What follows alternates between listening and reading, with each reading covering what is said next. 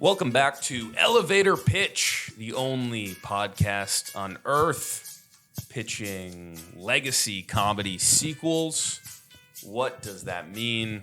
Will, what does that mean? It means we're talking about Happy Gilmore 2, and we're talking comedy with Caleb Saad. He's finally back.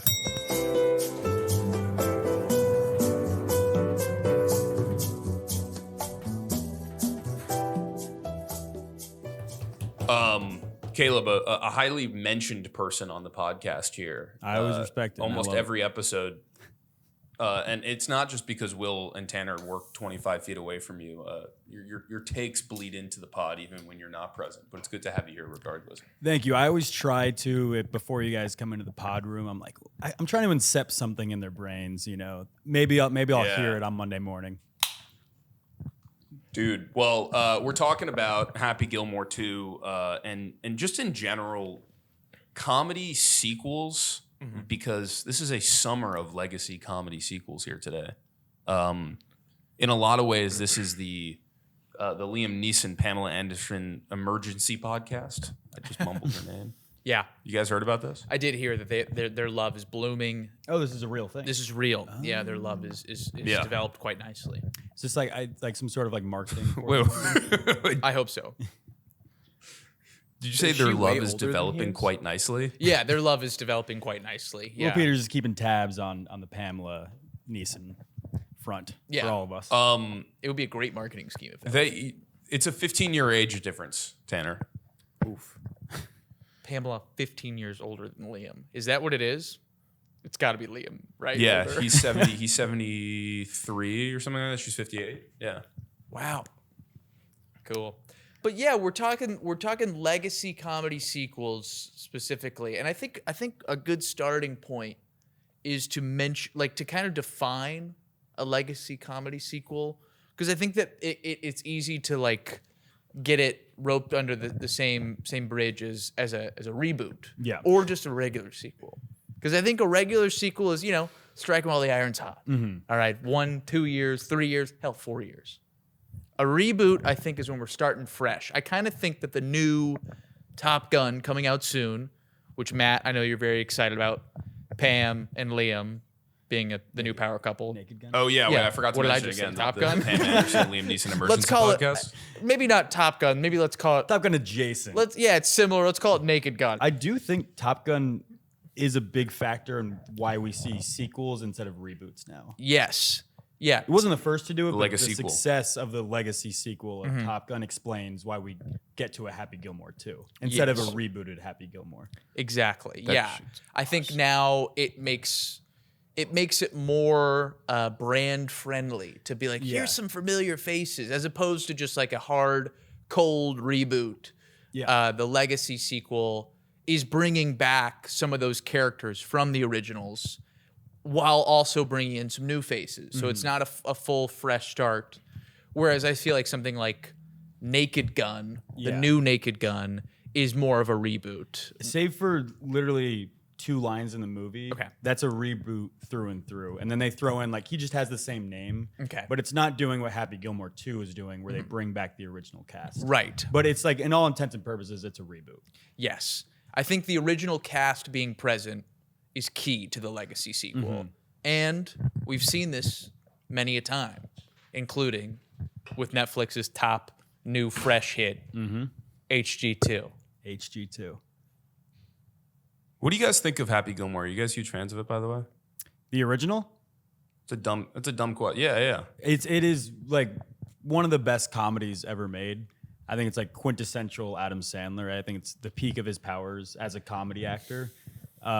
I'd be far-fetched to find anybody that doesn't have the opinion that Happy Gilmore 2 is just probably a perfect comedy. Or Happy Gilmore 1. Happy Gilmore 1. Yeah. I asked that because as much as you might not think so, maybe for reasons different than mine, I feel like it is the generation before ours. And because of that, I think people our age either find it really early in life and then think it's, Caleb, like you said, the funniest movie or the perfect movie, I mean. Yeah. Or the perfect comedy, I mean. Or you're someone like me who kind of catches it a little later because the first exposure maybe on TBS or on DVD was kind of in that Anchorman, Will Ferrell, Adam McKay, Judd Apatow run when we were kind of 7-8 years old, and Gilmore being 95, right? 96.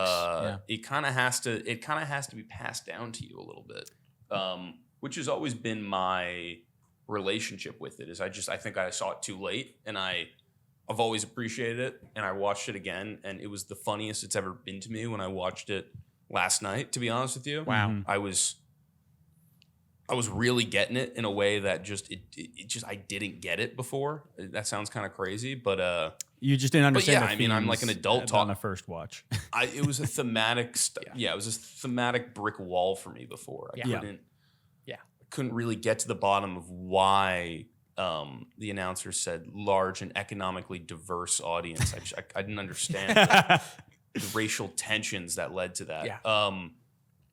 But no, I mean it's like kind of like it's like a Adam Sandler finding a version of like the funniest 7-year-old ever in like a 30-year-old's body. Like hits different when you're actually 7 years old, and it's a large regret of mine in life not getting that at an age that I think I should have. But I'm glad we're doing this now. Yeah.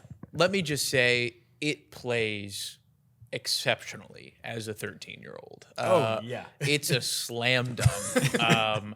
And it plays really well as a 27-year-old. It plays great. I think I hit a point with Happy Gilmore in film school where it was less impressive, and I was like, isn't this all a little trite ultimately? And then I watched it, like I showed it to Rachel earlier this year, and I was like, this fucking rocks. Like, this is so good. It's probably, I think it's probably Sandler's best comedy. I think 100%. Yeah. I do love Billy Madison. Billy Madison is like, you can feel him and like his entourage kind of like working out the kinks. It's still like a through and through classic, great comedy, like top tier of his career. Yeah. But Happy Gilmore, like they nailed it. Yes. Was that his second movie? It's his second big movie for sure. Yeah, it follows Billy Madison. It's the second marquee. And that is the Happy Madison brand, is those two movies coming together. Yes. I think too, it's one of the coolest ideas for a movie that they, as far as I know, I'm not a golf guy, but they invented that golf swing for that movie, and that is truly one of the coolest fucking things ever. And we've all tried it. It's revolutionary. I think a lot of but I've tried. I think I've tried it with Will at Topgolf that time. Oh wow. Yeah, probably. Yes. they love it when you Throwing do it that. back. Yeah. Yeah, they highly encourage you really to cool. do that swing on any golf course. Yeah, or it's golf-related a thing they excursion. like. Yep. Yeah. It was Topgolf. That's not real. You know? I think what, like, to Tanner's point, what they invented with that movie, like the generation prior had Caddyshack, which was like the tomfoolery golf, let's all go out and have a good time. But I think that still was in the traditional vein. Like, it's at a country club. Yeah. Happy Gilmore came in, and it's like, we're tearing down the traditions of golf with Happy Gilmore. And like, we don't have that golf movie for our generation, but I think that anytime you've been out on a golf course with any guy in the world, they will reference Happy Gilmore or Caddyshack at least one time during 18 holes. Yes. Yeah. It's a quintessential 90s movie too. It's super representative of the 90s and also comedies of the 90s. And it's definitely far more linked to comedies. Well, not comedies now because they don't make any, but comedies of the last 20 years than I would say Caddyshack is. Yeah. Caddyshack definitely feels like it is a generation above your Apatow, but it feels like Sandler is linked to the Apatow Ferrell verse. He like ushered that wave in, I think. Yeah. Before we dig too far into movies that had real cultural impact, shall we discuss why we're here today? The legacy of the legacy-quel of Happy Gilmore. Happy Gilmore 2. Yes. Now, I feel like it's interesting that you guys are, Tanner, you included, are defining a golf movie for a generation. Good cut to camera there. There we go. I'm interested what you think about the cultural relevance of its sequel, and kind of like let me rephrase this. Did you find it as dystopian as I did? Yes. Yeah. Where I kind of will start. You know, I think we have a problem on this show is we jump into the negatives immediately because they're more fun to talk about. And that's kind of how people talk about movies a lot of the time, is they kind of just like are like, let's talk shit on them. But, you know, I mean, this movie, it felt kind of dystopian to me in a real way. Kind of like those Zoom script readings that old casts were doing during COVID almost, you know. Yeah. Not to say that it wasn't like a fun-ish time, but Word of the Year 2025 slop was definitely in my head as this was piercing through the Netflix screen. Caleb, you Was that a question? Yeah, I think I mentioned that our generation doesn't have the Caddyshack or the Happy Gilmore, and it's because, and you said they're not making comedies. They're making comedies. They're just sequels to our parents' comedies or our older brothers' comedies. Yeah. We don't have like, you were just talking about Happy Gilmore, like it felt like a truly original thing that just hit the zeitgeist and has pierced us for, you know, going on 20, 30 years at this point. And this movie was just like, let's not make anything new, and everything that we are doing new is not authentic at all. The first one, I don't know if it was like, it's not like low budget, like it was a studio film, but like feels like these young guys. It's smaller in scale though. Going out having a good time, whereas this new one is like backed by the PGA, backed by the biggest studio, honestly, in Hollywood right now, and it's just like pushing every demographic possible. The first Happy Gilmore is not trying to like appease to the whole family, whereas this one, it's like I watched it with my family and my brother's in-laws, so we had like a pretty good crowd, which I enjoyed that environment, but it felt like it was meant to appease all of us, which is not, I think, what comedies are supposed to do. No, and I think it was never more clear than when Alex Earl made not one but two appearances in Happy Gilmore 2, and it's just like, what is Alex Earl doing in Happy Gilmore 2? And what is this 4 seconds of the movie? Who is this for? Yeah. And I think that's a great point where it's a movie that wants to appease to its original fans, while also being like, and new people only care about celebrities, so here's 1,000 of them. You know, Eric Andre, he's so hot with the Gen Z crowd. You know, 45-year-old Eric Andre. He's hanging out with the SNL guy, and you know, the girl from The Substance. The son of the Martin screenwriter Lawrence. of the movie. Yeah. Who, me? Martin Lawrence is here. Wow, Not you. We're Not you. in it. You know, I actually do think, though, I mean, these are all valid and great points. I do think, though, it's like, and not to like shit on the valid and great points, but like it is almost like as lazy to critique the like sequelification cameo strategy of the movie. It's almost as lazy to do that as it is to have gone about how they made the movie. You know what I mean by that? So it's like is our best version of, and this might be like hyper aware to like be like thinking about this as we're talking about it, but like is our best version of the why does this movie feel like super off-putting to me or us? Is it to be like, well, it was the cameos, or well, it was the fact that the plot was just kind of like a juiced out version of the first one, or like the low hanging fruit of the Live Golf League that could have actually been more interesting. You know, like there's all these like easy low hanging fruit things to punch at in the movie, but like there seems to be something to me like almost even darker, but like underneath all of that almost, you know? And it has to kind of do with like our version of popular culture now being so, or not even popular culture, but whatever is put money behind it in popular culture, being so intensely obsessed with the past and that kind of persisting throughout like basically anything that breaks through to the mainstream, you know? And that's kind of scary. It's kind of scary. And Eric Andre, man, I thought he was a little different. Yeah, I would say that, while it is low-hanging fruit, I would say that truly, at least 70% of the movie, that's not an exact number, but is just to do a cutaway to a very, very precise medium close up of a person that is not relevant to a scene. And it's like to the point whereby it trains you within 30 minutes of the movie. Whenever it cuts to someone, you're like, am I missing something? Is this somebody I should know? The joke is the cameo. Yes. So I want to know if you guys caught this cameo. Because I didn't. And I was with golf fans. So like I got a little of a crash course on it. The guy who plays the caddy from the first movie is a real golfer. Will Zalatoris. Yeah, Will Zalatoris. Zalatoris, yeah. And in real life, like people are like, oh, he looks like the caddy from Happy Gilmore.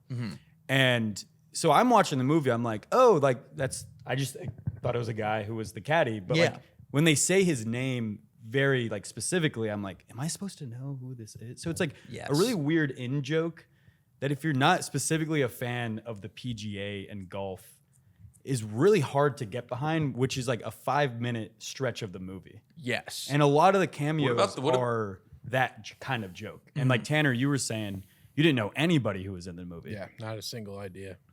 So then what is funny about it if you don't know the real world? They didn't get Larry the Cable Guy in there for you, Tanner. Yeah, I know. Give me some of the blue collar comedy tours. Then I'll know what's going on. The one joke that I was like in on is it Rory who was like goes to jail at the end of the movie? It's Scotty Scheffler. Scotty Scheffler. Sorry. Scotty Scheffler. Again, that shows my like lack of awareness. But of it's a this. great point. But I was aware of like what happened to him going to jail. That was like the one joke that I was like, oh yeah, that's funny because like he did the thing and they did the thing in the movie. But that's not a real joke. No. Not again.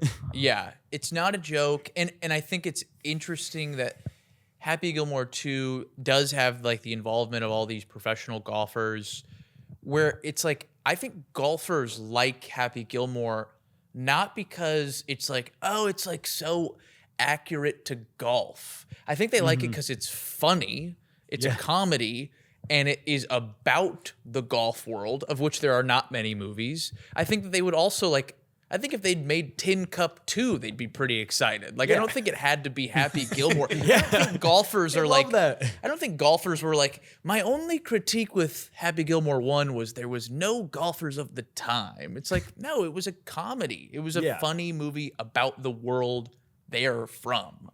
I think that's like right on the money, is that as somebody who could give a shit about golf, I think that you kind of got to, that people need to start treating these movies like movies. They need to stop treating them like you said, like we're trying to appeal to these specific It's a Marvel people. movie for golf people. Exactly. Yeah, it's the portal scene from Endgame for golf people. What's so good about the first one is like, though I don't care about golf and have never played it, I can very much relate to that like level of like what do they call it?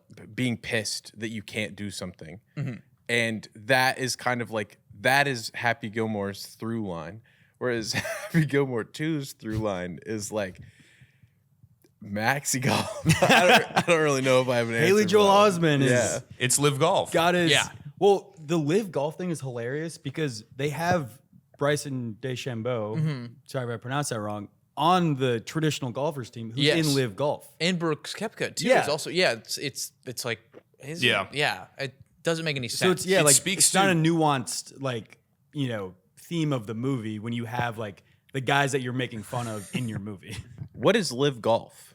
It's the new golf league that is, it was a rumor for a while that like there was going to be a new professional golf league backed by like Middle Eastern oil money, pretty much. Saudi And Arabia. Who, me?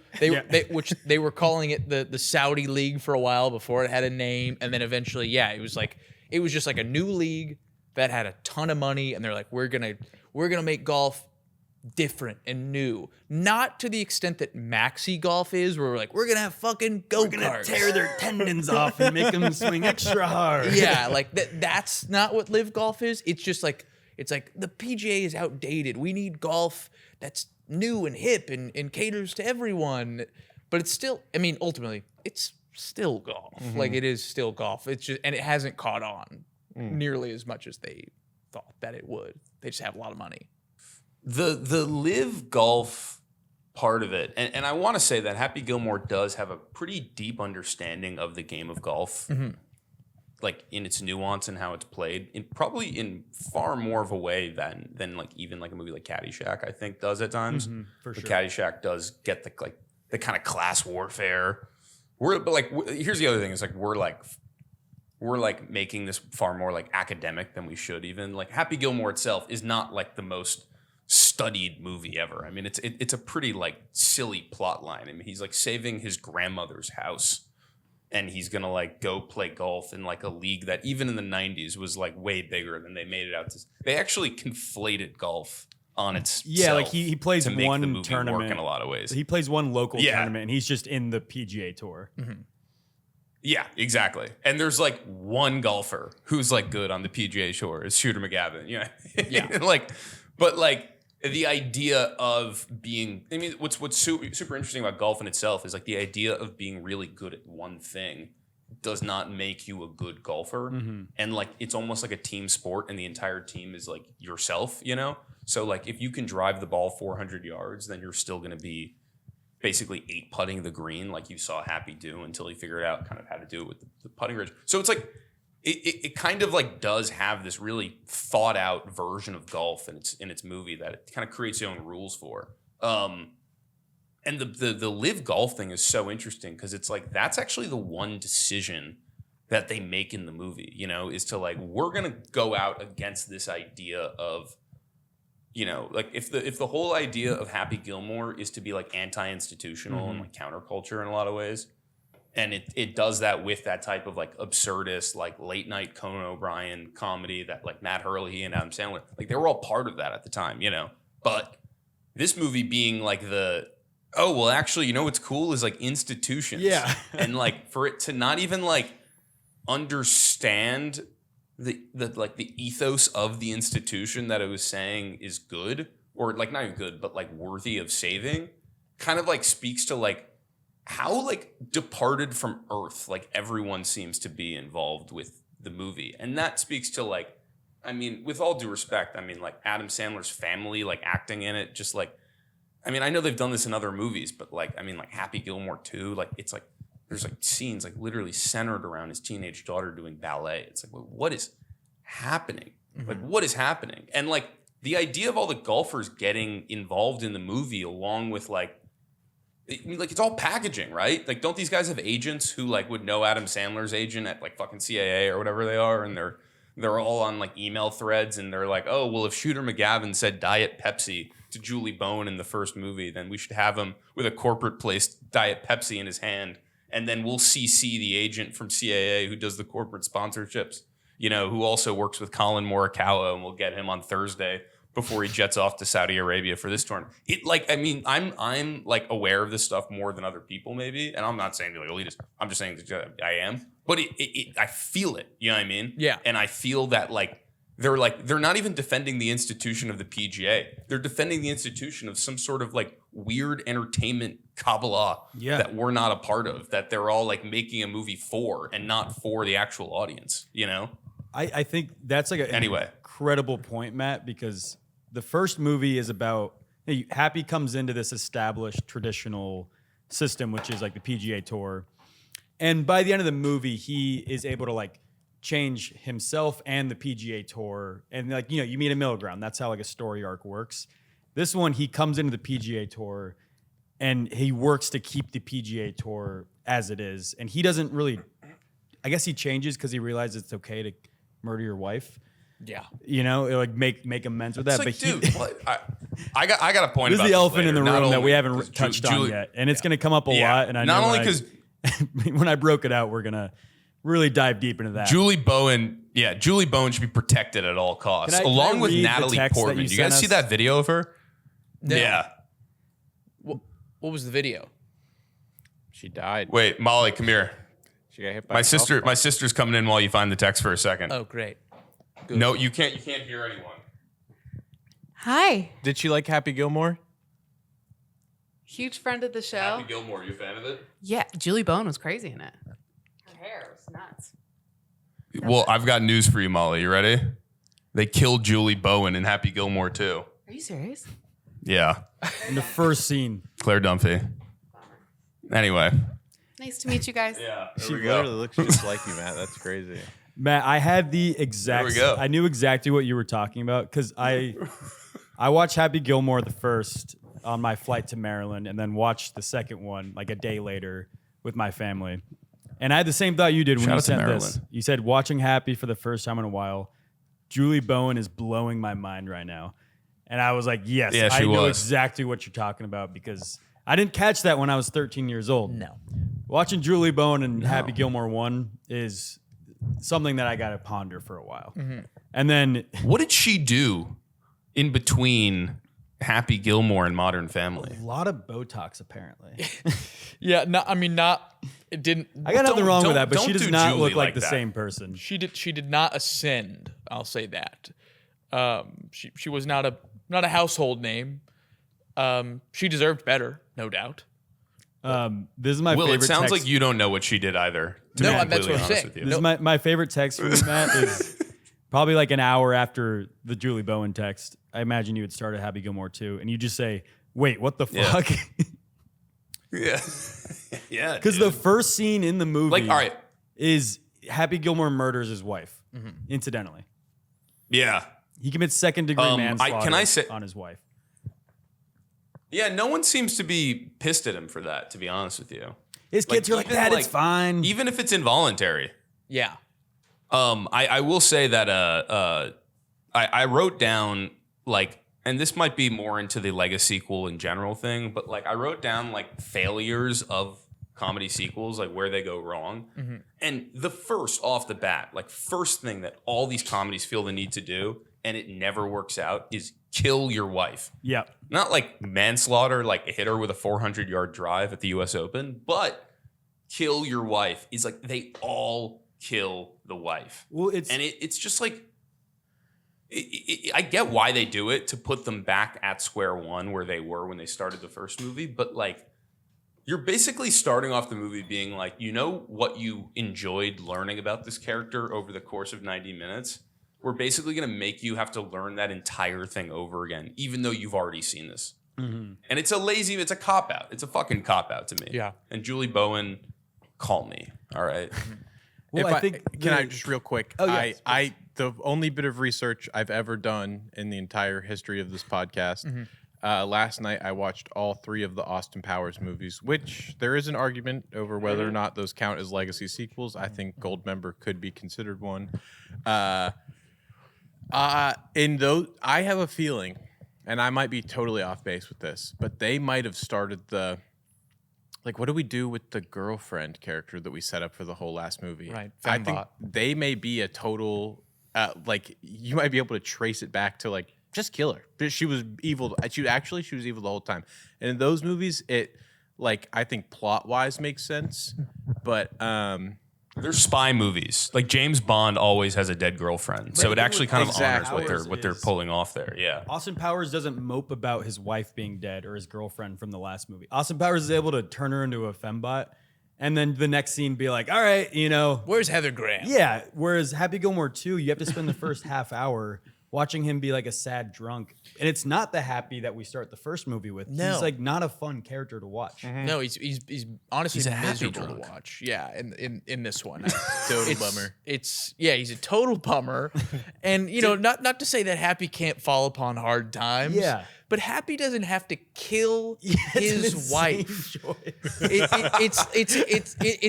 It's amazing how you watch a movie lose an audience within the first 5 minutes, where it's like, oh, you made the wrong choice. Yeah. You've killed.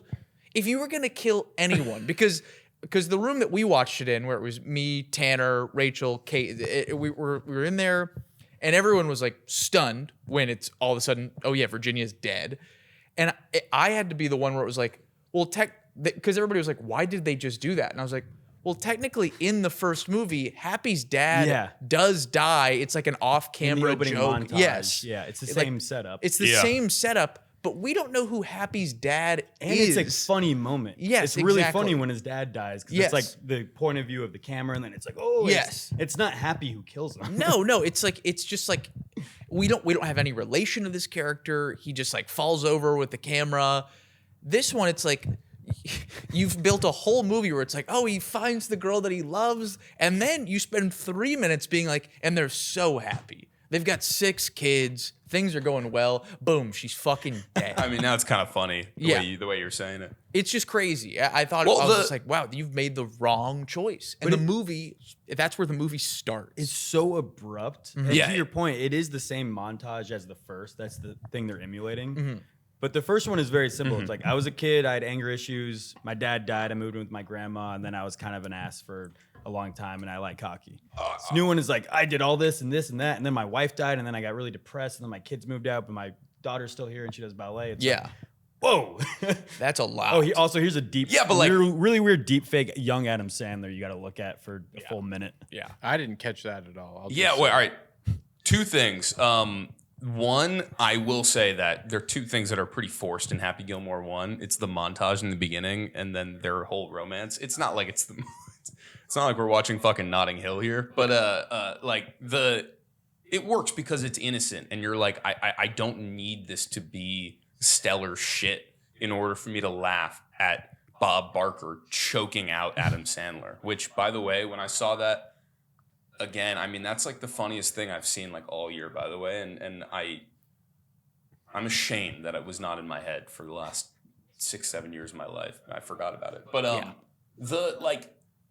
the other thing I want to say is that the AI Adam Sandler, when they go Irishman mode on him, like it actually, I think, kind of works a little bit. Like it's kind of convincing. I wasn't faulting the movie for it. Like, it is what it is. No. But it's like, it kind of stuck with me that they did this because they did it a few times. Yeah. And I was almost like the way they set up all the celebrity cameos and all of the Happy Gilmore, isms where he says something that he said in the last movie, and all of the stuff that they do. I was almost like in the debate of whether or not like Midjourney and VO can start making movies fully in AI. I was like, if you want to show me an argument of why they can, it's Happy Gilmore 2.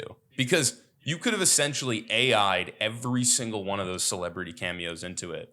And it honestly, like in 5 years, would probably look the same as what it was. Like Margaret Qualley, one of our great actresses, legitimately I felt like she was AI in this movie, to be honest with you. There was like instances where I was like, do these people know they're on screen right now? Like, did they show up for 15 minutes to do this? Because none of them feel like they're a character in the movie. They all feel like they're like people who are aware of Happy Gilmore, the movie. And it's like, it is AI coded, if I may say. It's slop. So yeah, pro AI. That's you- elevator pitch's stance. As you said earlier, it is slop. Yeah, man. Wait, can I run down the rest of these where these sequels go wrong though? If you guys want to jump You into mind if that I a little take bit. a bathroom break? Yeah. I'm gonna pee too. We'll do a little. Are you gonna go too? I'm gonna pee too. If we're all doing Okay. this. I guess it can just be me and you for a second. I would just like to say that some of the good things about Happy Gilmore, while we're just hanging out for a second, I feel like nobody's talking. This is the pros. DVD extras. Nobody's talking pros. Okay. I know we should. We should do it. When I watched the movie, I thought, see, one of the problems I think that all of these movies have is that they're having to live up to guys like you's expectations of the movie. And What does that mean? you guys, because you guys, the same guys that complain about how they just reuse the same jokes would be pissed if they weren't reusing. You guys got, and I'm straw manning you, essentially, is what I'm doing. But I think guys like you will just hate this movie purely out of like, it's not the movie I watched before. I like the last movie. And I could be wrong about this. This could be me making a jump, a logical jump. But guys that appreciate the movie so much, the original, and then they try and make another one, I think that I don't think that there is a world in which they could have made this movie and you would have liked it.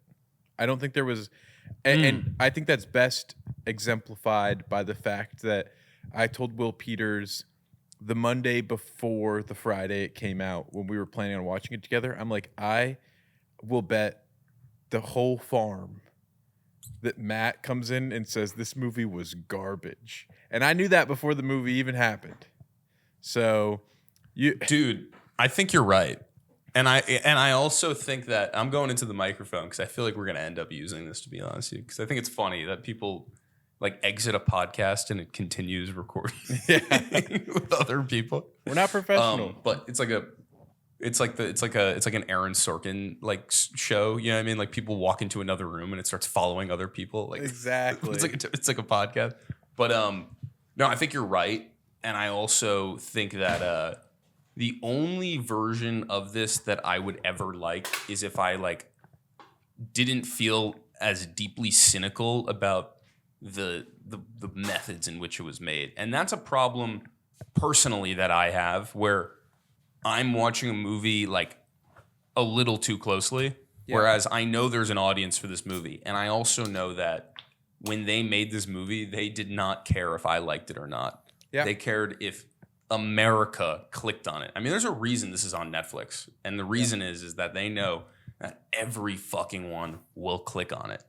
And at the end of the day, you see how much effort they put into making this movie?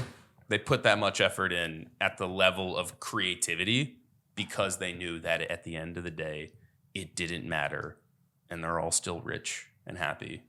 I hope. God bless them. Do you think? Yeah. Do you think? And that- that's deeply cynical. That's deeply cynical. I understand where you're coming from though, and I think that in a way, you're right. You are right to feel that way. As much as I can't stand you and all you film guys sitting up in your ivory tower, I think that I would be happier as well if this movie were made in the same context as the first one, where it's like we're just trying to make a great movie. Instead of all of this, corporate mumbo jumbo, man. Are we potting right now? No, this was just a. Yeah, I this think was a we're going to pause. keep Can I this, say guys. something? Tanner and I Pot or kind of just not? kept going. A lot of people have been saying like, it's like, oh, what did you expect? Like, it's a sequel 20 years later and all that. It's like, I expected them to try. Like, I don't know. Is that such a wrong thing to like expect out of like the people who who have proven to make great movies to just try? 'Cause Yeah. it didn't Well, feel like they did. It's a question today of like, what's the balance of popular movie making? Is the balance so far shifted off of like who's in the game for what reasons? Like Ted Sarandos, who runs Netflix, huge comedy fan, quote unquote, right? He's like this massive comedy nerd. It's like, is Ted Sarandos in a place in life where he actually cares if he laughs at movies that Netflix brings out? Has the power imbalance shifted between like leverage between market needs and creativity, that like it's not even a marriage between the two anymore? It's not like, hey, you know what movies make money? John Woo. All right, well, John Woo's also going to lose his mind doing the craziest shit he's ever done in Face Off. It's like, no.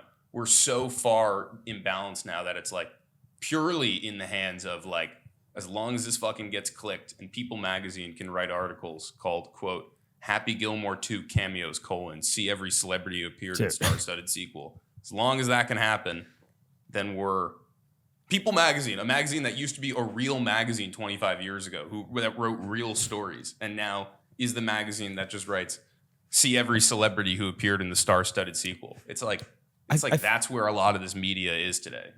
It's why we're out here. Uncompromised. You guys are on the front lines. The only uncompromised movie podcast. I stole that from our friend Harry Krinsky. But you know what I mean. Do you think and I don't even know if we're potting right now, but this is a question for the boys. Yeah. If they Julie made Bowen. like just a Happy Gilmore 2 that was a quarter of the price of this one, because I imagine this probably cost $200 million. They made that movie and they tried a little bit and it was half as good as Happy Gilmore 1.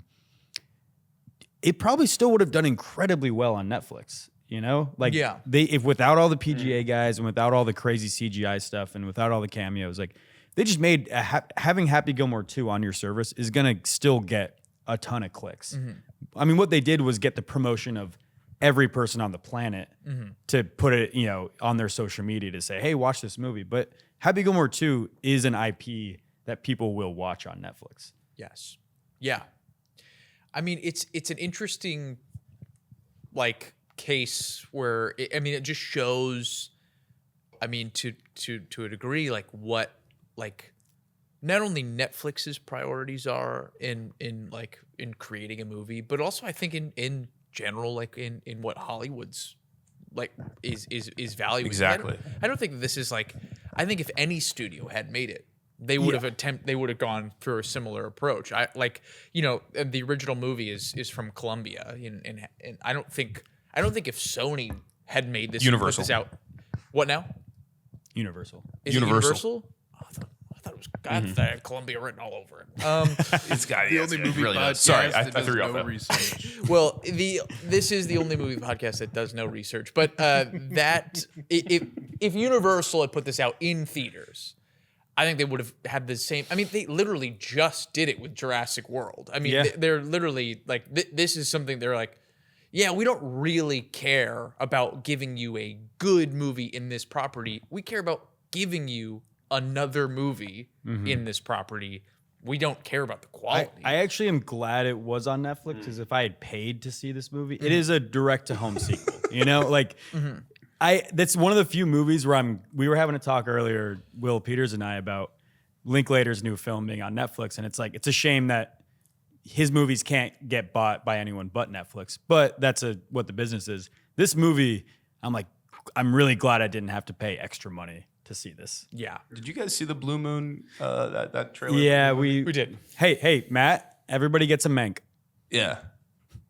Well, no, it's not a mank. I this is something I noticed with the movie that we all really like. Everybody wants some, but the more digital cameras get like digital, you know what I mean by that? Where it's just like a red Komodo fits in your pocket and you could take it out and Caleb knows how to use it. And we shoot a smoke alarm thing. More we get into that mode, the less Linklater knows, I think, of how to control what he wants to control. Because he's always been one of these guys. It's just like, we throw the camera in there and then magic happens, and like, man, that Blue Moon, I was just like, man, you got everything right except for it like was shot a little bit like a YouTube video. And I'm like, maybe that kind of does belong a little bit in the Netflix zone. If that's That is that's not gonna be even the the one case. we were talking about. Yeah. He has another movie, the Breathless one.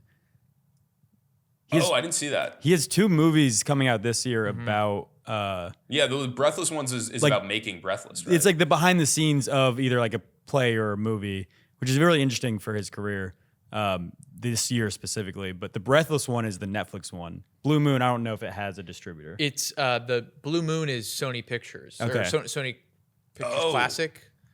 Yeah. Full And then- circle. Yeah, and Nouvelle Vague is going Netflix. So, which Anyway, it feels like it should be Let's go to reversed. legacy Yes. comedy sequels. Can I say Yeah. one thing really quick? Yes. I want to say one good Yeah, thing about what- Happy Gilmore too. And then I'm gonna have Yeah, to what do you cut think was guys funny in the off. movie? I probably got to cut you guys off so that we can talk about pitching movies. yeah. Okay. Yeah, Tanner, you got to produce here, man. I'm trying, but you're in a different country. I just wanted to say I'm not. I'm in New York right now, man. As far as I'm concerned, that's a different country, buddy. If the politics aren't the same, then the countries are the same. coming from a true LA guy.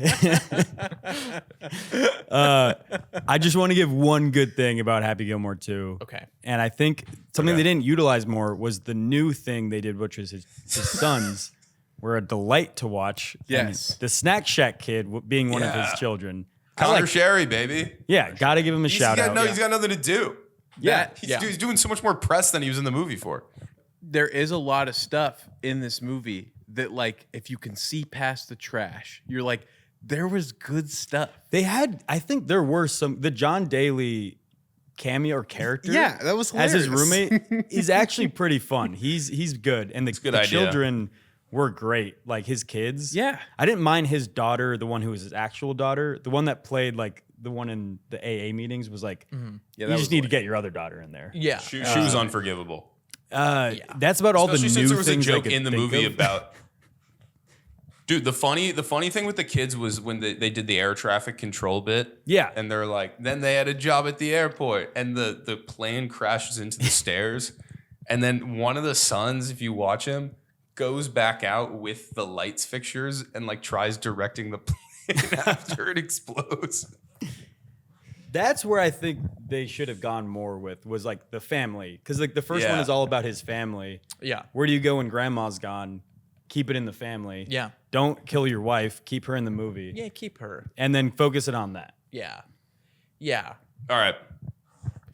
I think that's a good thing to point out that there are it's just another it's both a good thing to point out. It's like that was good, and also another great example of like, and they fucked it up. Yeah. They were just wrong. It was a miscalculation of be like, yeah, we're gonna give you these kids, but they're not really important. Like they're really just there every once in a while, and for some reason the biggest, most important thing about the family, still not really even that his wife died, is that his daughter wants to go to ballet school. Like that's the driving force Yeah. for him to golf. Well, He it's like needs money. The it's- non-actor my grandma gets the will biggest have thing. to live yeah. in a like elderly abuse home Yes. versus I can't afford to send my daughter to a prestigious ballet school. Yeah, it's like, I don't know. Maybe- Dude, this is like Trap when M. Night. It felt like that movie, which was a better movie, but like it felt like M. Night Shyamalan wrote an entire movie so his daughter could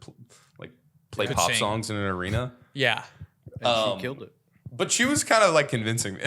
I didn't hate her. Anyway, can I run through some other where these movies fail? Please Legacy do, comedy because sequels? This is the last shit you can say. Hold on. And this will that, Well, no, that we camera gotta switch will talk. play good. We gotta talk about these for a second. No, I have I agree. one movie I have to talk about. This is the last. I watched it for this podcast. Matt, I just want to be clear. Matt Lignato coming out saying, Tanner, you got to produce the pod. The moment Tanner comes in to produce, Well, it's like, too no, late no, now. no. It's too Here, late let now. me mute Matt really quick. No, it's good. You're good. You can say this one last thing, Matt, and then Caleb, you get your thing. Okay. And Will, Oh. you obviously get nothing. I understand. All right, I already said that they kill the love interest. I said brutally murder love interest, raise budgetary stakes. We went over that. Make him global. They Ron Burgundy him. He goes national, and then it goes wrong. Cars Expand 2. the world. They expanded the world to the PGA. Cars 2. Thank you. Yeah. Cameos, obviously. Abuse a joke or bit and beat it to death. This movie falls victim to that. Step back on everything the character has learned and accomplished in the first movie and make him a miserable wreck to learn again. Yeah. We've talked. This movie hits every one of those, and it does help that I wrote this after watching the movie too. Yeah. Anyway, can I mention some other ones? Please Caleb, do. Let Yeah. me know if one of these is the ones you want to talk about. It's Zoolander 2. It's Zoolander 2. Beautiful. Yeah. No gas. I'll let you take the can floor. fights. All right. I'm going to say exactly what you just said because Zoolander 2 opens with a recap of, what's happened since the last time we saw Derek Zoolander. Okay. He murdered his wife in an accident shortly following the events of the first Yeah. one. Has a child with her. Wait? Can I stop you for a second? Yeah. Do you remember how he murders her though? It was the Am I wrong? Center for Children who can't read good but want to Can't read good. Yeah. he built it out of like faulty materials and it falls on her. So it's like a direct action of like his stupidity, I guess, that Gotcha. kills her. Yes. They built the actual center out of the materials that Mugatu used to make the model that he showed him in the real one. Yeah. Gotcha. Which does go to my rule right here. Abuse a joke or bit and Yes. make us hate the original for it. Yes. Anyway, continue on. She does come back as a ghost, like Happy Gilmore 2, and tells him, it's all right. It's okay that you killed me. Wow. Most of the movie, he's like really depressed and is like being a bad father. And it's about him like connecting with his child to, make amends for what he did. And then like getting back into the scene of the fashion world and modeling. So you got all the cameos from that world and all these celebrities.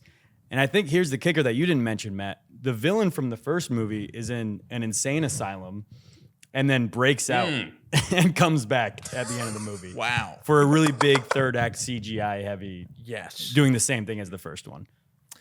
Wow. I forgot about that. Yeah. Yeah, as somebody who hasn't seen Zoolander 2, this is quite revealing. And That's incredible, Caleb. and I'll say that I think that something that goes against Zoolander 2 and goes against Happy Gilmore 2 and even goes against like Anchorman 2 or Dumb and Dumber 2. Like whenever they come back do the legacy sequel, so often I feel like also one of the biggest problems that we haven't really talked about is that it's also just inherently not as interesting to watch these characters do their same shtick 20 plus years older. Yeah. Like Sadder. When Happy Gilmore is like, has the club between his legs and he's humping the air, you're like, that's a classic 27-year-old, misfit. When he's 58, Father of 5. yeah, you're like, this is devastating. It's like it just does not play. Like the comedy does not work as I well. think Zoolander 2, I will defend, gets away with it because the first movie is a dumb movie. Right. And so it keeps up the fantasy. So is of, Happy these Gilmore. are all dumb characters. So like it gets away with those jokes more. Whereas Happy Gilmore, for all intents and purposes, is like a realistic world. Yes. He grows as a character in a way that Zoolander doesn't. Yeah. And he's supposed to be a dumb guy. That's the joke of the first one. Happy Gilmore is like, you don't imagine him doing that 30 years later. Right. Yeah. All right, so I got some more here. Anchorman 2, you mentioned, does a lot of these things too. Veronica Yes. Corningstone, I think, divorces him in the beginning. Yeah. Movie, the redeeming part of the movie is when he's blind. I think that's really funny. I think you Anchorman like that 2 30 is the best example of these, in my opinion. The best of the bunch. It's the best example of the bad version of the legacy comedy Correct. sequel. You know what I mean by that? Well, is there it's a got the good best version of it? jokes? Yeah. It's a good one. I will tell you right now Okay. where these legacy comedy sequels go right, because there's examples of these, and it is when you take this kind of goes into my pitch, but it's when you take a supporting character from that movie and then make a spin-off movie behind him, and this goes for television shows too. All right, Get Him to the Greek was a Good great, place. funny example of it going well when you take the eldest Snow out of Forgetting Sarah Marshall, put him in a new movie. All right, and then I also defend This Is 40. I think that it's pretty long, but I think that movie's pretty funny. Takes the Paul Rudd and Leslie Mann characters out of Knocked Up. Sprinkles a little Siegel in there as well. Yeah. But it works on TV too. Like Frasier is an example of this. I mean, these like constantly work because you don't have to deal with all of the story baggage of that main character redoing a shtick again. You actually just are like, no, we actually get to reinvent the movie around a character that didn't even have enough screen time to have his own character development in the first place. Yeah. That's the best version of these. Yeah, that's fair. I think, and I think that is, like, I think that works. And also, like, it's weird that, like, that should be, like, more so the definition of what a legacy sequel is, almost, where it's, I think where, like, the reputation of a legacy sequel comes from, though, inherently, does come from, it's like, we get the same main character is leading the charge on a new adventure. And then often it is just, we rehashed the same thing we did before. And whereas, like, I think, spinning off, like having a spin-off where it's like, oh, here, you like that Frasier Crane character, here's Frasier has his own world now, I think is interesting and definitely in theory can be more success. I don't know that the legacy sequel where it's truly like, here's Happy Gilmore 20 years later. Yeah. I don't know that it can really work. It's again the Top Gun Maverick approach. Yes, Of I we're guess- doing the same movie, learning the same lessons. Basically, our characters in the same place, but like obviously, Top Gun Maverick's not a comedy. You can have more sincere moments, but yeah, Matt, the best examples you mentioned aren't doing what these movies are setting out to accomplish, and I think that's the big distinction of what I consider a legacy sequel versus a regular sequel or a spinoff. Well, question for you guys, is 22 Jump Street not a legacy comedy sequel? Because it's the best version of a comedy sequel, in my opinion. And it also is the only version that's like, the joke of the sequel is we're going to make fun of why comedy sequels don't work. I watched it for the Tatum episode. That movie is so funny still, and it's so smart in what it's doing. Well, I think that 22 Jump Street is I think it's just a great sequel. Like, I think where legacy only really comes involved to me when it's like 10 plus years. Like, I think it's like a thing like, Okay. like where it's like, you thought we've always talked about it. You've always been asking for it, and now we're doing it. Like 22 Jump Street's only a couple years after where it's like, yeah, we're still. It makes sense. Yeah. Yeah. First one did well. Let's A do couple another. years later, we do another one. And it's a really smart sequel where oftentimes with a legacy sequel, it feels like they were like, you guys have always been asking for this. We've never had an idea for it, but it just makes too much financial sense for us not to make one. And they're like, there's always like, they have like fake excuses of like, we never liked the script. yeah, It's like, we you weren't never- gonna make it until we got it right. Right. It's like you never had a script. There was never an idea. You just waited until you needed the money to do it. Yep. So what do you think about? And I texted you guys, have a prepared statement on this before. Tanner, let's just milk this as long as we can. Now I'm trying to go long because you're challenging the. Hey, I don't mind. Challenging. The I efforts should have here. never said anything. Devil Wears Prada 2. Is this the most high stakes legacy sequel we've got on the line? Freakier Friday. Who gives a shit? That's a money grab. We all know it. Happy Gilmore 2, Netflix. It's all good. Spinal Tap 2. No skin off my back. Devil Wears Prada 2 can have some real world ramifications that I'm not comfortable with when this inevitably is not one of the most rewatchable movies of the last 100 years, and I am stealing that point from many people before me. I've never seen the first one, so I'm Devil sorry. Wears Prada? Correct. Ooh, embarrassing. Wow, you must hate women. Me, I love women, and I think Devil Wears Prada 2 is fucking hilarious. And I agree, Matt. I think It's not out yet. It hasn't come out yet. I think Devil Wears Prada 1 is incredible. Devil Wears Prada 2 could be culturally very dangerous if it's not the most rewatchable movie I've ever. Matt Lignato with another great point. Another long-winded Wow. point. A point that's going to make this podcast go on. All right, audience, let's call it 2 hours. Tanner, was that your impression of someone doing a cameo in Happy Gilmore 2? Yes. Here's what I'll say to. I think that the Devil Wears Wrap it Prada 2 situation. I have no faith in it. I don't believe in any of these projects just because it feels inherently like if there was a story, you would have already done it.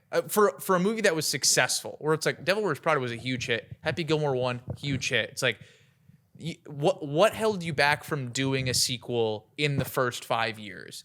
To me, it's usually like, well, we had no reason to do it, which then leads to like, well, then we had to wait 20 years because then it's like, well, the movie can be about them being in a different stage of life, which to me always opens the door of like, well, if the story's about a different stage of life, does it have to be these characters? And rarely do I feel like it's like, yes, it has to be these characters to tell the story. I think Devil Wears Prada 2 could get away with it because it's not like, there aren't going to be as many bits that it can just copy from the first one. And there's like you would know better than any of us here. You'd never guess what the devil's wearing today. Oh my Yes. God, that Prada. Spoken as a true person who's seen Devil Wears Prada. I think there's not a lot of like bits per se. Like Paul Rudd's not going to pull out London Gentleman out of the cologne closet, but like I do think that there are plenty of lines in which they will hit that, Will, as you very smartly said, that medium shot of someone who's pretty famous, like saying in reference to something in the first movie. I Yeah. think that will happen a lot. Definitely. Yeah. I think it And will. let's pitch our own. Yeah, let's pitch our own medium close-ups for celebrities that don't deserve to be in a movie that we're talking about. I think let's pitch some legacy comedy sequels. I found this to be very do it. challenging, just Really? because in the sense that you really, which we'll get into. To me, it's like you can only go either Farrell, Sandler, or a little bit of Carey, and otherwise it's like you're starting to get into, you're either in the Apatow verse. It's just like there are fewer comedies where it's like, what are you adapting? I found mine. I know you guys found yours. Let's see if I'd like to Mr. Legacy sequel likes what we picked. Yeah. I'd like to see the Apatow one where it's like, this is 55, and it's just Judd Apatow like at like a they script before meeting at the sunrise San Vicente Bungalows. Yeah, that's cool. Anyway, Okay, Mr. Legacy Comedy Sequel, hit us. All right, it's me, Mr. you wearing a Legacy tank Comedy top? Sequel. I am wearing a tank top now. I would think it best not to mention it. To start out this Legacy Sequel pitch movie, whatever the fuck, we're going to ask ourselves a little pitch question. The pitch question for today is, how much did Zoolander 2 make? I almost looked this up. Literally, Domestic or global? It's that Ooh. type of Nancy Pantsy specific bullshit that really kills the movement of this pod. I literally And- almost looked this up like 2 hours producer ago. Tanner. God, I'm furious. Who cares? Let me just give you. Let me give you. $62, $100. 71 million. Okay, 71 million, I think I'm way high. 84. 84, and Matt, he's looking it up as we speak. I was on this. It made. I'm gonna go like 140 something. Like I'm gonna go Wow, 148. incredible that Will Peters was the closest, because with a whopping gross of 28.2 million Yeah, I thought he didn't do well. on a budget of $50 million. Zoinks. It's actually Whoa. quite impressive that that movie only cost $50 million. I think it's feels quite good. impressive that it made 28.2, because I don't know if you guys have seen this, but it is what we like to at the pod call a Will Peters stinker. And then go ahead, Matt. Sorry, Tanner, I interrupted. No, it's not important. I know. I was gonna say I saw Ben Stiller on the Seth Meyers show in the audience when he was promoting it. I knew it wasn't going to be important. All right. It's me, Mr. Legacy Movie Sequel. And the pitch ditch is going to be that you got to add in one of the things Matt said about what all these movies have. You got to have a dead wife. You got to drive one of the jokes into the dirt. If you're going to sell me on this movie, I know what makes a Legacy sequel make money. I don't know what makes a Legacy sequel good. We're still trying to find that out. Okay. Picture this, you're at work. Tuesday, Wednesday, Thursday, Friday, who friggin' knows? And then ding, an email comes into the inbox. It's the Pioneer newsletter. You read through it. You say, God damn, if that wasn't a cold cocktail for my inbox. Sign up today at thepioneer.online. That's thepioneer.online.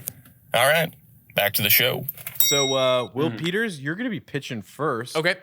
You just honestly just take your time. Let me know when you're ready. I'm ready. Go. Okay. So like I said already, I had a tough time here, and I didn't want to go the Carey Sandler Farrell verse. Ooh. Okay. So I gave myself a little challenge, and some people may even rub against this one. Okay. Well, the movie that I'm bringing back to modern day is School of Rock. School of Rock 2 is coming to a theater near you. That's all I have. No, okay, so here, it's a theater release. we're going to theaters. Okay, School of Rock 2. It's been almost 25 years since Dewey Finn, at the end of the movie, opened up the School of Rock.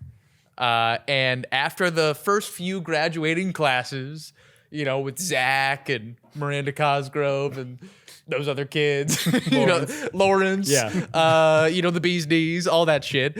After they've all left and moved on and grown up, the school's attendance has kind of steadily declined. And as we hit, the new Gen Alpha or whatever they are, we've started to see less and less interest from kids in music and in classical music, or just music of any kind. And also their families are just being like, whatever, you don't need that. So where we are now is that Dewey Finn is still running School of Rock, but the kids that are left are the kids that come from really wealthy families that have weird kids that just want to be rid of their kids for like hours in the afternoon. So it's like a weird misfit group of kids at School of Rock, which in theory should be punk rock, but ultimately kind of ends up being kind of modern day, I don't know, Maroon 5-ish. Yeah, exactly. Let me just go ahead and get killing the wife out of the way quickly. I think let's kill, and this is kind of a twist on wife. I think let's kill Schneebly, Mike White. I think Ned. I think I think Ned Schneebly, Mike Hard White, should disagree. be hit by a car very quickly and die. And Truly nothing to bring to the sequel. obviously, and he's too big for the sequel. He's honestly great for a cameo to be like, oh yeah, Mike White was an actor in this movie. Dead, he's dead. And he was running, if you'll remember, at the end of the first School of Rock, he was running the youth program, so that's out the window. And Dewey is like, he's lost a lot of faith in the youth, and he's lost a lot of faith in the music world as a whole and the school, and they're also running out of money. But one day, who walks through that door? Zach. You guys remember Zach? Zach Attack? He was on the guitar. Said his name. Yeah, I said it a little bit ago. Zach Attack. He was shredding. All right. He had that thing where he like moved his arm around and strummed it. It was sick. Hard flashback to that for 45 seconds longer than it should be in the Yeah, movie, exactly. too. It'll be 30 Yeah. minutes of the movie.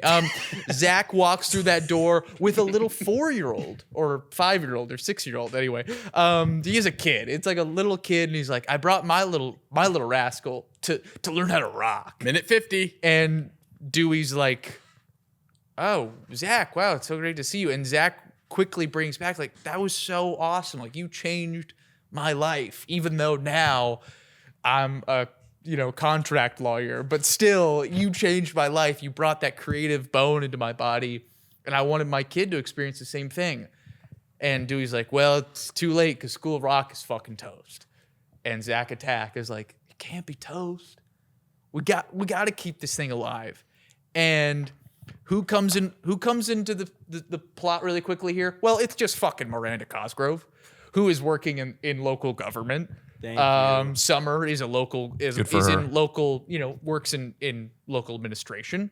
So they go to her and they see what can we do here, and they figure out a fundraising plan. And the movie kind of takes a Wayne's World 2 approach, where we need to throw a big benefit concert to raise money. And this is where we start to bring in some of the folks from the old movie. Lawrence comes in. He obviously fucking shreds on the keys. Mm-hmm. We bring in the singer that was also in Are We There Yet? I didn't look up her name, but she's there and she's awesome. And we also have the girl that was like, kind of shy, but she could fucking belt it. She's there. All the nerdy tech kids, they're all working in computer science now. They can still do graphics. Dude, Fancy Pants shows up. And they put on a big concert to raise some money and save School of Rock. It's called School of Rock 2. If I may, it. first of all, I love Give it. me some. That was awesome. I don't know if this is as big of a thing wherever. Nice, Matt. I don't know if this is as big of a thing wherever you guys are from, but I'm 99.9% positive that School of Rock is a movie based on an actual business. Other way around. Yeah, it's flipped. Well, my buddy that I lived in, showing this van. Yeah, cool. The buddy that I lived in that van with, Zach, actually went to School of Rock, and that really took off his music passions. And now he is get this, licensed psychiatrist. Nice. Good. So this school truly does keep kids on the right track. Cool. And I even past the idea of this being a good idea for a movie. This is a good idea of I would love to see kids watch this movie and be like, I got to do music. Yeah, man. So you're appealing to both my creative senses as Mr. Legacy sequel, but also my heart senses as Mr. Legacy heart man. Totally, your twin brother. Love the legacy hearts. Yeah, I totally get that. So I thought that both would be in play. So Yeah, yeah, we that's nailed my it. whole little thing. Whatever, it's just a little movie. That's I think no, it's actually an incredible idea to go Jack Black. Thank you. Yeah, Black is hot here, right now. obviously. Would never have thought it. Yeah. really but hot it's right clearly now. it's the Yeah. most clear answer. And anything these other two guys do is just gobbledygook garbage. That's awesome. Yeah. Oh, and Will, imagine can this. I- Imagine this. One of the kids in School of Rock in Dewey's class walks in and he goes, "Chicken jockey," and Dewey Finn goes, Whoa. How didn't I think of that? That's fucking genius. That would make $1 billion. All right, who's going next, Tanner? Mr. Caleb Saad is going to be pitching a movie to Mr. Legacy sequel. Thank you, Mr. Legacy sequel. Ain't no problem, son. I like the way your haircut looks. It's not too long like some of these boys nowadays. Thanks. I've got old-fashioned views. You're weird. Let's hear are more you ready? of them. Yeah, I'm ready. Go. All right. Wedding Crashers 2 crashed out. Yeah. Shortly after the Yeah. events of the first movie, John Beckwith and Jeremy Gray incidentally killed their wives in a wedding crash gone wrong. They vow to never crash a wedding again, and they have an estranged friendship for the 20 years that follow. 20 years later, hard cut, we find John still hung up on killing his wife, as one would be. He's alone, and he's disgusted by the current state of wedding crashing. See, now you got all these Gen Z streamers who they just act recklessly, and they're pulling pranks, to get like clicks and streams, where they were doing it out of the love of the game, just banging chicks. But leading the pack is leading the pack of the new wave of wedding crashers. He just goes by Crash, played by none other than Timothy Chalamet. Cool. One day, a letter falls on John's door, inviting him to lunch. He goes and he finds a young girl, played by Sydney Sweeney. And who does he find? His old pal Jeremy, Vince Vaughn. And they're like, dude, what are you doing? I haven't seen you in years, since we killed our wives. They sit down with her, and it's revealed that Sydney Sweeney's character, she is the daughter of either Jeremy or John. They had a three-way during one of their wedding crash benders, and her mom, before she died, told her daughter, one of these guys is your father. We're mama meing it. And she's like, I don't want to know, but I'm getting married in the fall, and I want both of you to walk me down the aisle because I've never had a father. That's genius. So Beautiful. John and Jeremy make amends, and they agree to the task. They're like, I haven't been to a wedding in years, man. Do you think we're still up for the game? Here's the kicker. Sack Lodge, played by Bradley Cooper, recently escaped mental asylum inmate. He comes up to them. He's like, hey, my son Crash, played by Timothy Chalamet, is going to totally crash your daughter's wedding. So they team up with Chaz, played by Will Ferrell, to stop the very thing that they created. Wow. Wedding crashers. Whoa. Crashed out. Holy shit. Okay. Just when you Caleb, thought it couldn't get this any is why you're better, the best. It got better every second. Yeah. Let me tell you, and I say this all the time, as a guy that's constantly in the presence of incredible pitching, to do such an incredible pitch and have 2 minutes and 45 seconds left on the clock, I gotta say, Elevator rides are not wrong. listen, dude, I've always been a proponent of keeping this pod short, sweet, and to the point. Yep. And Yeah. nobody will listen to me, but you have clearly taken the reins on this whole thing. A couple things, just right off the bat, before Matt totally steamrolls my ass. I like to keep this short. Couple things. I love the idea of the mental asylum. Bradley Cooper from the mental asylum. I think that feels like that could have been in the first movie. Yeah. Yeah. That guy's a freak. He's a psycho. He's getting there. I think he's that getting there. you're definitely appealing to Mr. Legacy movie sequel by being like, and they're streamers. Yeah, these new guys, they don't get it. Everybody loves streamers is a buzzword when you're pitching movies. Like, oh, there's streamers in this. Kids love streamers right now. That's huge. They chase tornadoes and they're streamers. Yeah. And also, I feel like you're doing I do have to hear real quick just to make sure that we're on the same page because Will Peters did his. What is your thing that Matt said? The wives. The wives died. Yeah, they die like the first scene of the movie. Okay, cool. Yeah. Glad. And Insane Asylum. Wedding was also Crashing And on Insane Asylum also. was kind of it, Matt. Yeah. Yeah. Caleb, you really, I wrote this list without you, and you really, you kind of, you hit every point on I the watched list that I wrote Zoolander independently. 2 shortly after Happy Gilmore 2, and I got it.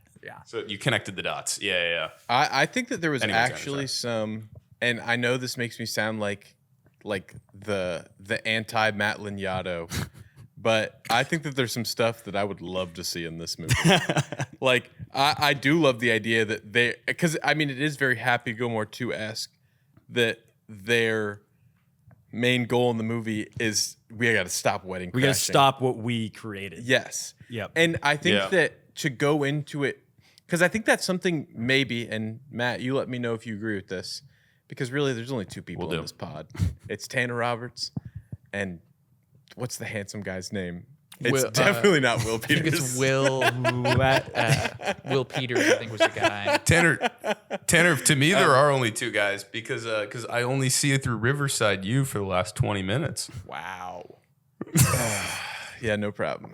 That'll play good on audio. That flex. But I really did like Sorry. this. I thought this was great. I thought that was very And Yeah. dude, first of Yeah. all, and Matt, you got a great. lot to live up to here.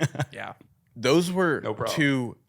Wedding Crashers was almost expected, but I was not expecting someone to actually do it. Yeah. School of Rock truly came out of left Yeah. field I thought Yeah. in a million no years. way. When you were saying I didn't know what to grab, I was not expecting that. Me neither. I thought that was Territory. great. Matt, how are you feeling?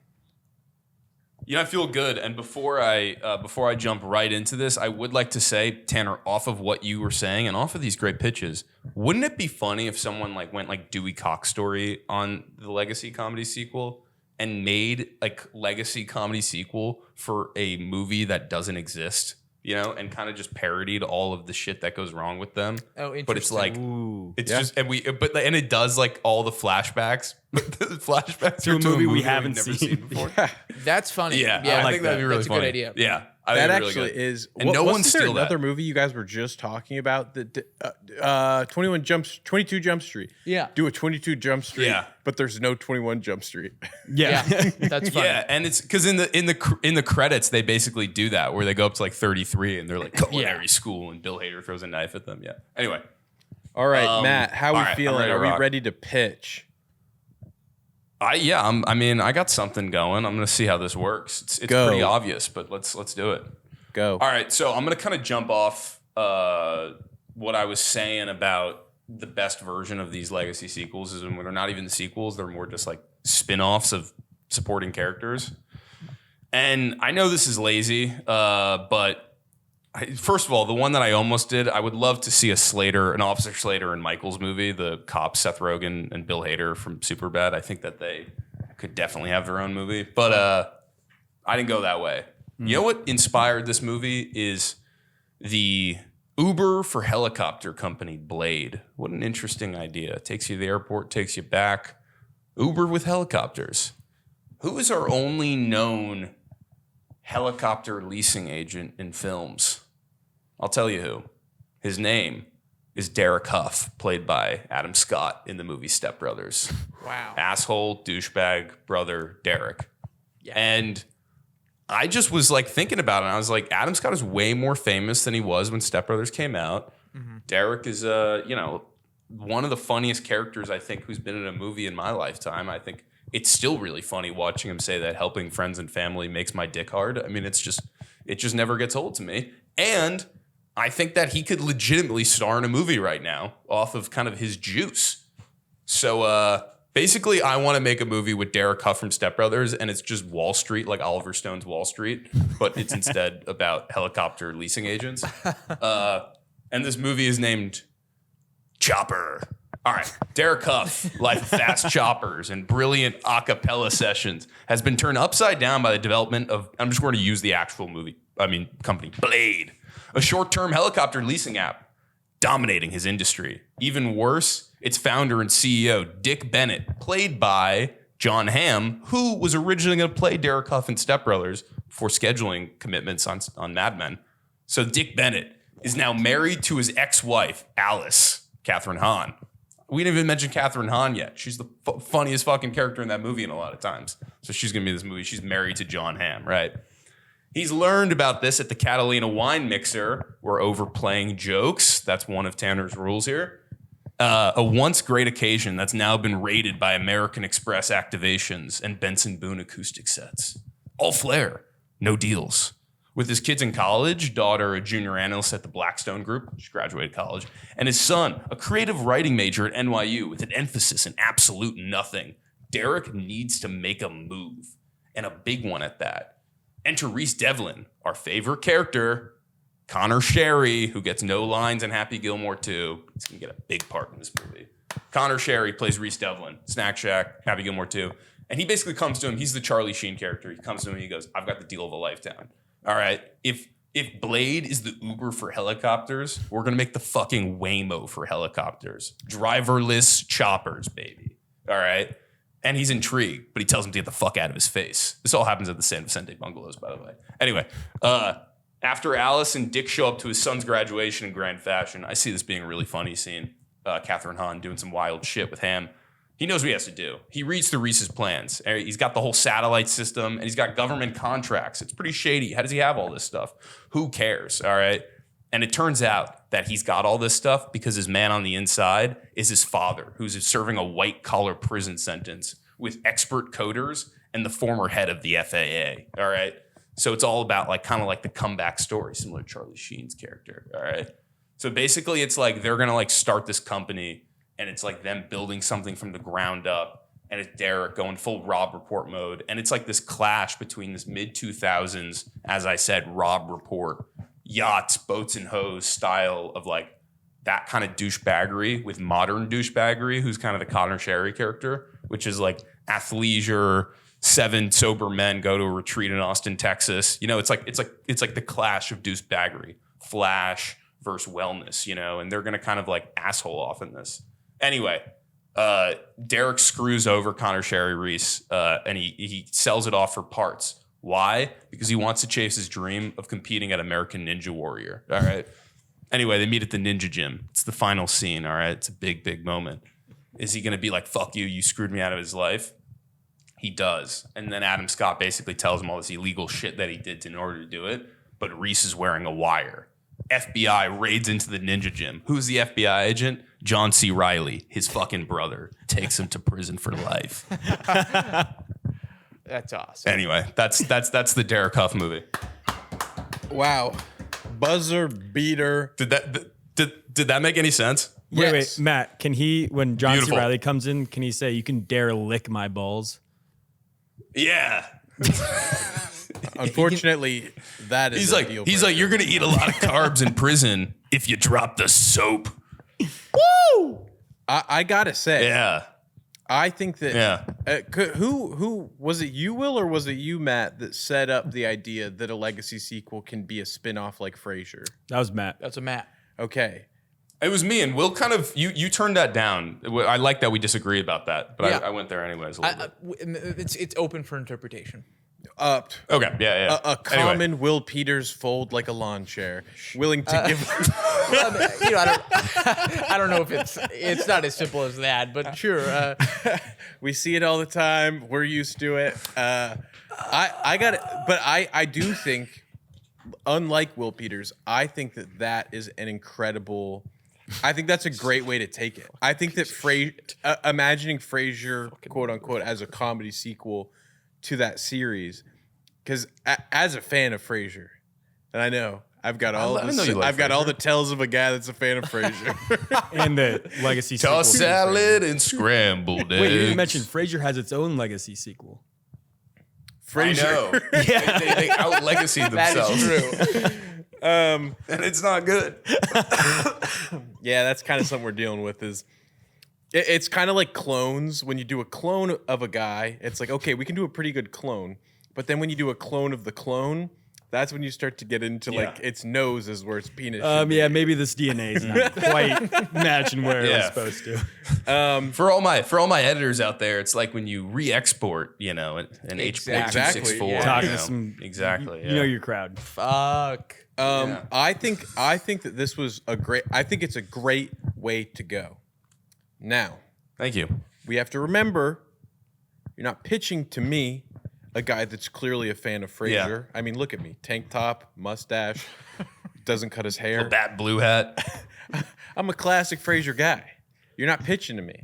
You're pitching to Mr. Legacy Sequel. I don't remember what the voice was. I think it was like Kentucky Fried Chicken. It was like that. Yeah.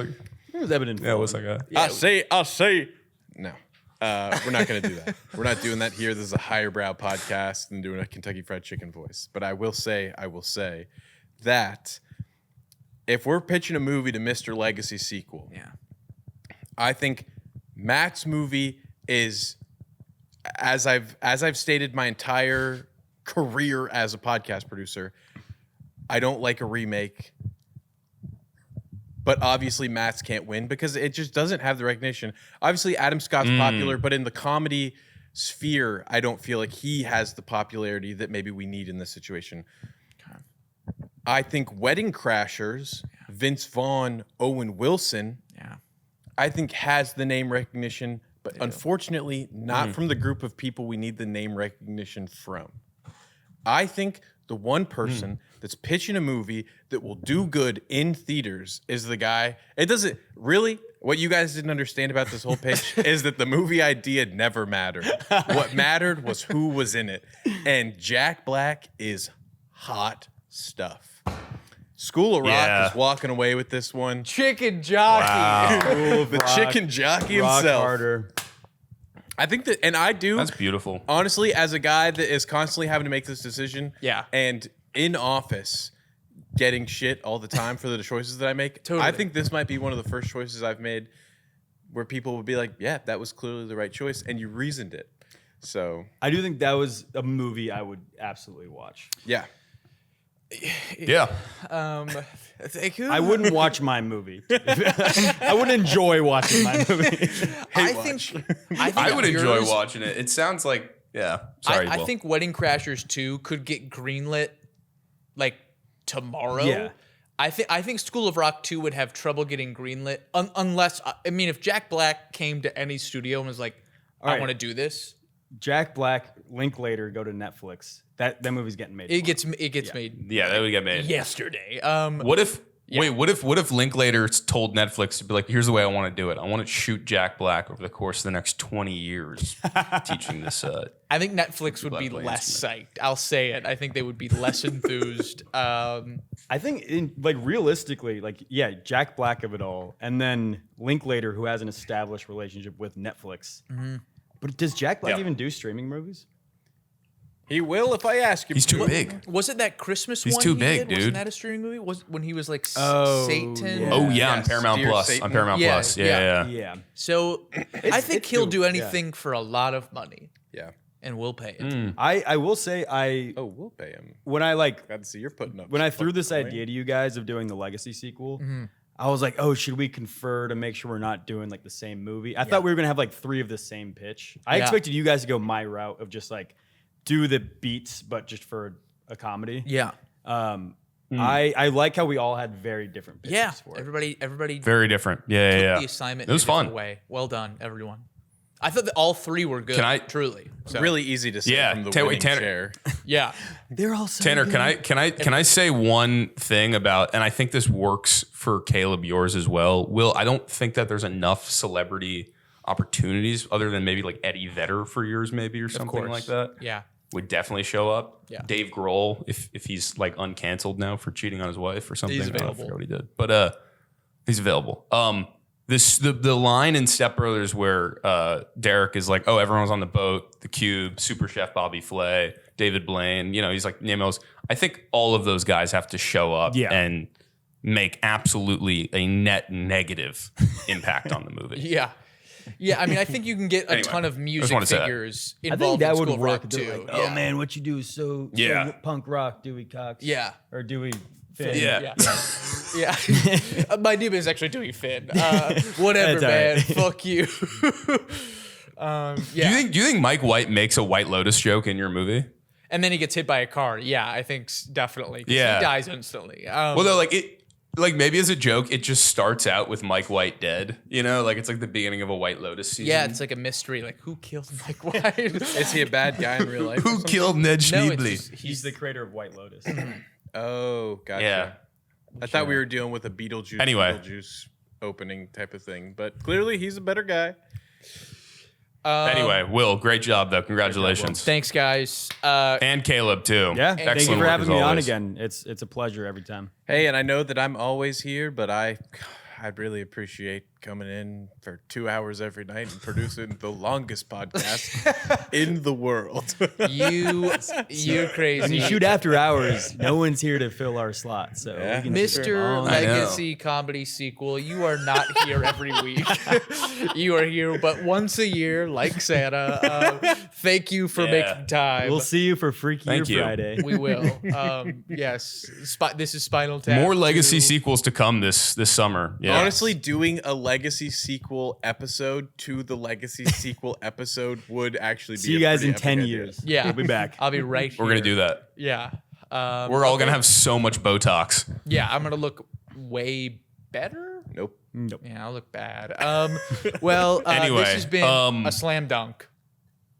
Matt. Yeah, and just to say this, by the way, I don't know what this is gonna sound like on anyone, but like as you're noticing, we're on Zoom for a little bit.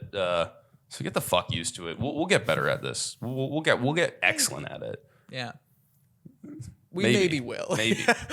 Yeah. No, but Matt, thank you for And if not- for calling in at a late hour. Yeah. It's 12:20 a.m. Yeah, I'm rocking, dude. Trooper. you're brave. Anyway, And I just want to Let's, say from let's all Mr. get outta Legacy here. sequel, I love all of you. All thank right. you. Thank you. all right. And good night to all, and to all a good night. Yeah. Yeah. Hug all the ballerinas' daughters you got out there, And hug all your send them to bros. School out in Hug your bros. Watch Hug Your Bros. Oh, yeah, Hug Your Friday Bros, Beers too. YouTube. Oh yeah, do you want to shout anything out? Yeah, Tanner or Caleb, I dropped a comment in the Hug Your Bros live chat. I said, "Is Happy Gilmore 2 dang?" Oh, that was And I was you? hoping you would. I was like, Yeah, I that's put my full crazy. I'm name about on to it, record too. a podcast about Happy Gilmore too. I didn't want to reveal any thoughts me. early on. Yeah, Watch Hug Your Bros. It's a live stream on Friday Beers YouTube. Soon to have its own YouTube channel. It's just me producing a pod with Strider Wilson. Nice. Talking about hugging your bros Hell yeah. and getting through life. What's better than this? Love you, Strider. Yeah, we love you, Strider. Anyway, Yeah. All right. Well, let's get out of here. Good night, everyone. All right. Love you. Bye. Bye.